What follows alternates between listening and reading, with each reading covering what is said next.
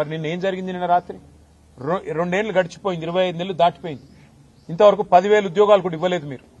ఏమైనాయి నీ 2 లక్షల ఉద్యోగాలని చెప్పి పిల్లలు రోడ్డెక్కితే వాళ్ళని ఇష్టం వచ్చినట్టు గొడ్లను కొట్టినట్టు కొట్టి వాళ్ళని 7 పోలీస్ స్టేషన్లో నిన్న ఈ దిక్కుమాలిన ప్రభుత్వం వారిని నిర్బంధించింది. ఈ రోజు కూడా ఉదయం నుంచి మళ్లీ అరెస్టుల మీద అరెస్టులు చేస్తా ఉన్నారు. ఎందుకు?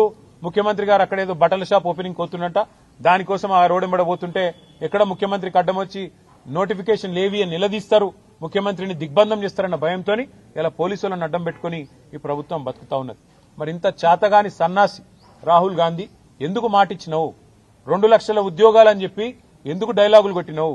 ఎందుకు పోజులు కొట్టినావు? ఎక్కడ పోయినాయి నీ 2 లక్షల ఉద్యోగాలు?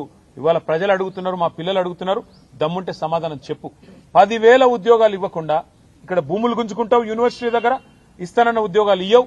ఈ రకంగా తెలంగాణ యువతతో, భారత యువతతో కాంగ్రెస్ ఏదైతే డ్రామాలు ఆడుతున్నదో దీని అందరూ కూడా గమనించాలని కోరుతూ